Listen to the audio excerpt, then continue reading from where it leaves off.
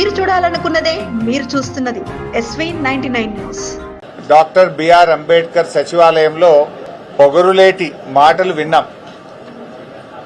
ఆ పొగరులేటి సెక్రటేరియట్కు ఒకవైపు డాక్టర్ బాబాసాహెబ్ అంబేద్కర్, ఒకవైపు బిర్లా మందిర్లో వెంకటేశ్వర స్వామి ఆలయం, మరొక వైపు అమ్మవారు, మరొక వైపు మస్జిదు, చర్చు. అంత పవిత్రమైనటువంటి సెక్రటేరియట్లో కూర్చొని నిజాలు దాచి అబద్దాలు మాత్రమే మాట్లాడాడు ఆ పొగరులేటి మంత్రి. నిన్న ఆయన ఫ్రస్ట్రేషన్ చూస్తూ ఉంటే, ఆయన బూతులు మాట్లాడే విధానం చూస్తూ ఉంటే ఎంత డిఫెన్స్లో పడ్డాడో స్పష్టంగా రాష్ట్ర ప్రజలకు అర్థమైంది. సరకు లేనప్పుడు, సమాధానం లేనప్పుడు తిట్లకు ఎత్తుకుంటారు. నిన్న ఆయన చెప్పిన కథలు, ఆయన మాట్లాడినటువంటి భాష, ఆయన బాడీ లాంగ్వేజు, ఆయన ఎంత డిఫెన్స్లో పడ్డాడో రాష్ట్ర ప్రజలందరూ కూడా గమనించారు. సమాధానం లేదు గనుకనే నువ్వు తిట్ల రాగాన్ని అందుకున్నావు. ఇలా ఈ పొగరులేటి ఒక రాష్ట్ర మంత్రిగా కాకుండా రాఘవ కన్స్ట్రక్షన్ అధినేతగా మాట్లాడినట్టుగా ఆయన మాటలు ఉన్నాయి. ఎంతసేపు సంస్థను కాపాడుకోవాలి, కొడుకును కాపాడుకోవాలి, గొంతు జించుకోనో, తిట్లదండం అందుకోనో, పిట్టకథలు చెప్పో దాని నుంచి బయటపడాలనే ప్రయత్నం తాపత్రయపడ్డట్టుగా స్పష్టంగా కనబడ్డది. ఆయన ఎంత ఆయాసపడ్డాడో మనం చూశాం. చాలా ఆయాసపడ్డాడు. అంటే నేనొక్కడే అవినీతి పరుణ్ణి కాదు, నా సహచర మంత్రులందరూ కూడా అవినీతి పరులే అని పాపం వాళ్ళందరినీ కూడా తనకంటిన బురద వాళ్ళందరికీ అంటించే ప్రయత్నం చేశాడు.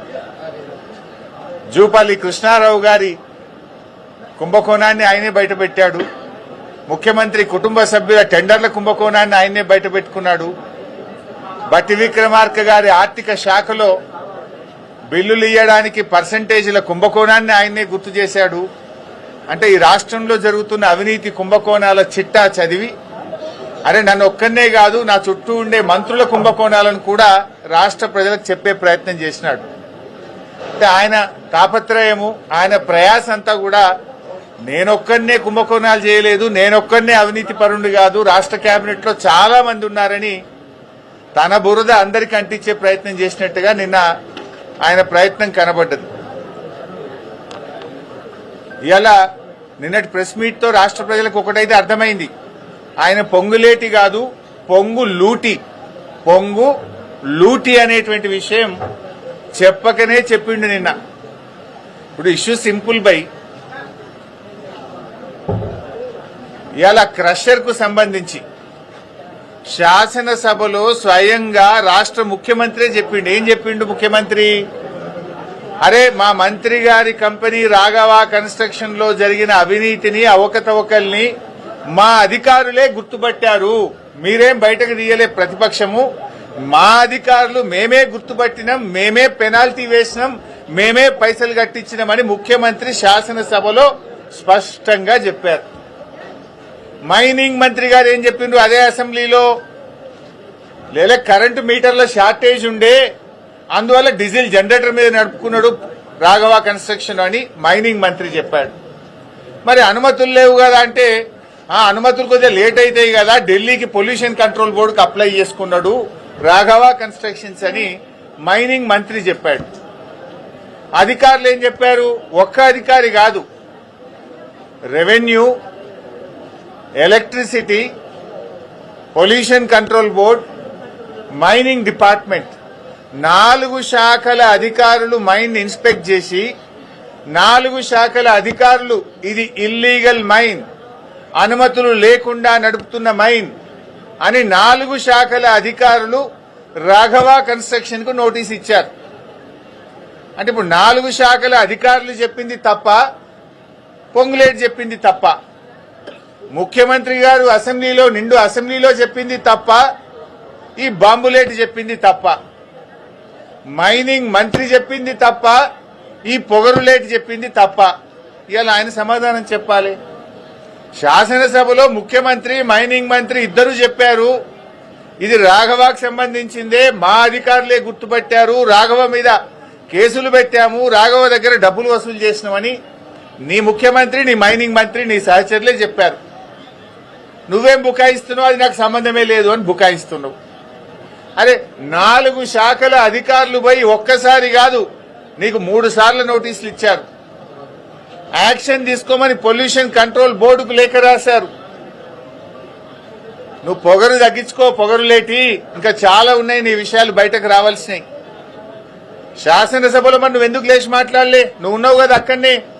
నీ ముఖ్యమంత్రి గారు లేచి ఇది ప్రతిపక్షం దొరకవట్లే, ఈ దొంగతనం మేమే దొరకబట్టినాం, ఈ దొంగతనాన్ని మేమే నోటీసులు ఇచ్చినాం, మేమే పెనాల్టీలు వేసినామని నీ ముఖ్యమంత్రి చెప్తుంటే నువ్వు పక్కనే కూర్చున్నావు కదా. ఇది నాది కాదు అని అసెంబ్లీలో నువ్వు ఎందుకు లేచి నిలబడి చెప్పలేదు? నీ మైనింగ్ మంత్రే లేచి రాఘవకు అనుమతులు లేవు, రాఘవ అనుమతుల కోసం ఢిల్లీకి అప్లై చేసిందని చెప్తే అసలు రాఘవకు మైనే లేదని నువ్వు అసెంబ్లీలో లేచి ఎందుకు చెప్పలేదు? నువ్వు అసెంబ్లీలో ఉన్నావు కదా, నా పక్క సీట్లనే కూర్చున్నావు కదా, మరి ఆ రోజు ఎందుకు లేవలేదు? 12 రోజులకు గుర్తొచ్చిందా నీకు మైన్ లేదని? ఇదంతా బుకాయించే ప్రయత్నం, మసిబూసి మారేడుగా చేసే ప్రయత్నం. ఆ మైన్ నీది కాకపోతే అక్కడ కంటైనర్ మీద రాఘవ కన్స్ట్రక్షన్ అనే పేరు ఎందుకున్నది?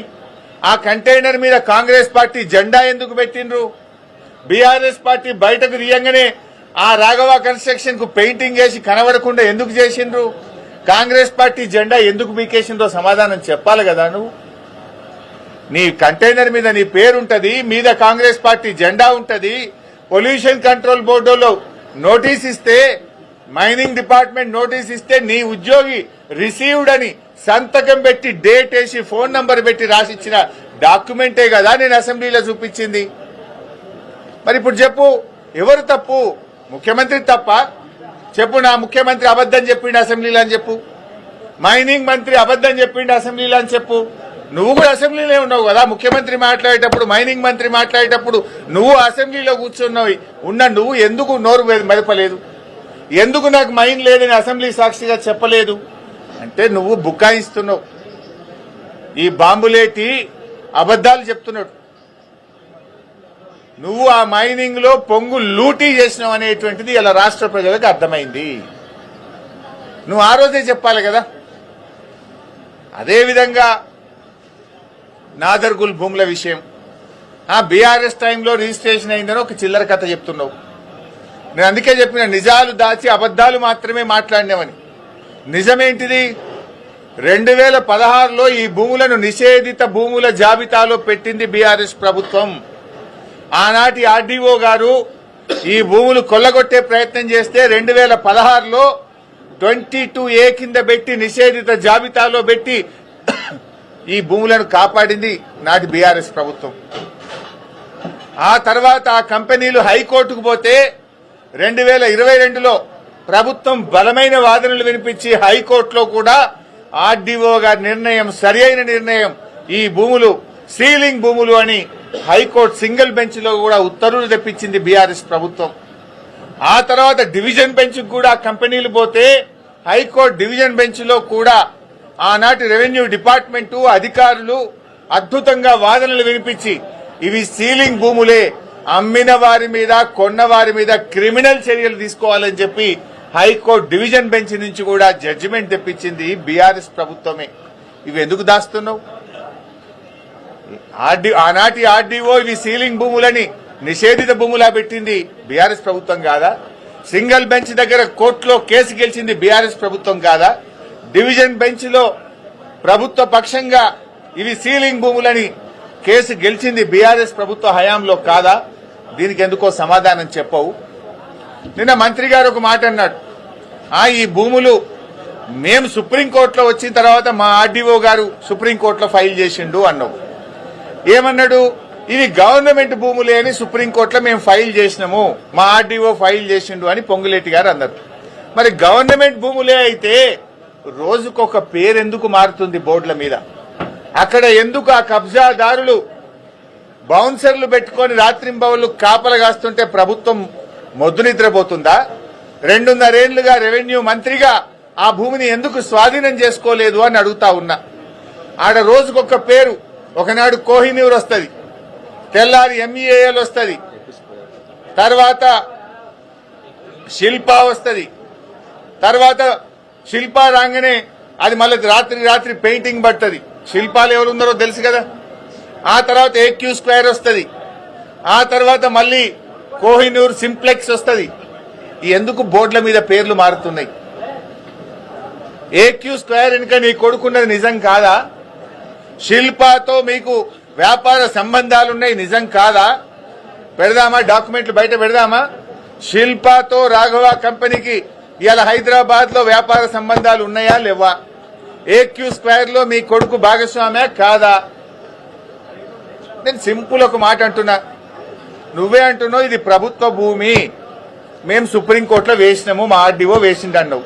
ప్రభుత్వ భూమి అయితే నీ హైడ్రా గడివిక్తుందా? ప్రభుత్వ భూములు కాపాడడానికి, చెరువులు కాపాడడానికే కదా Hydraa.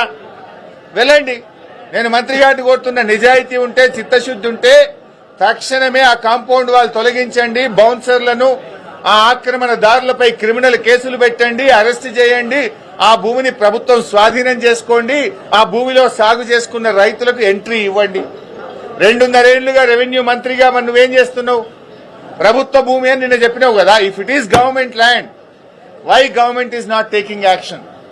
As per the land ceiling act, RDO is the custodian of the sealing lands. Then what is that RDO is doing? What is that Hydra is doing? పేదోళ్ళ ఇండ్ల మీదికి శనివారం ఆదివారం పై రాత్రికి రాత్రే కూలుస్తారు.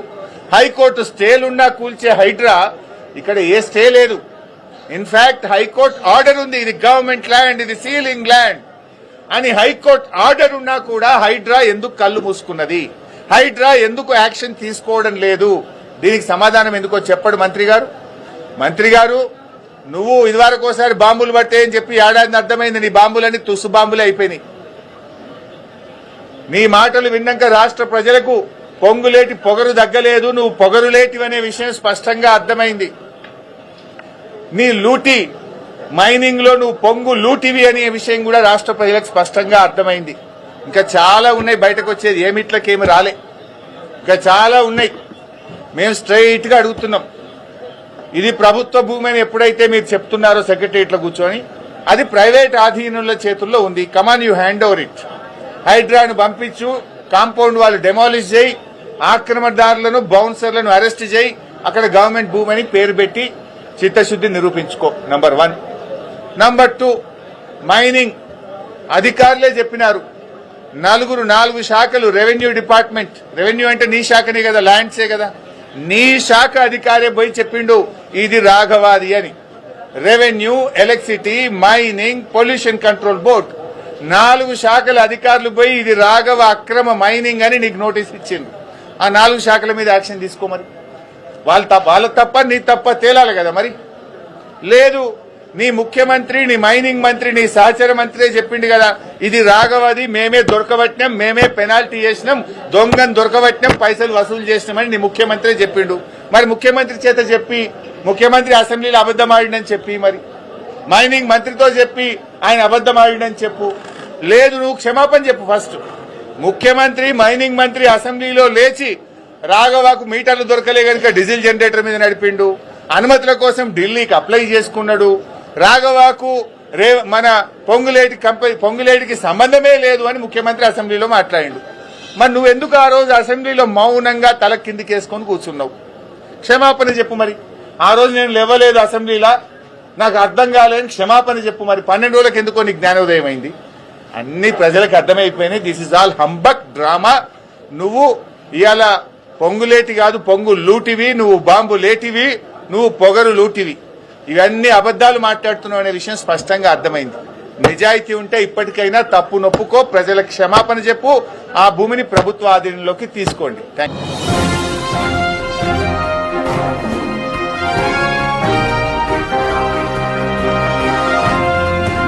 మీరు చూడాలనుకున్నదే మీరు చూస్తున్నది SV 99 న్యూస్.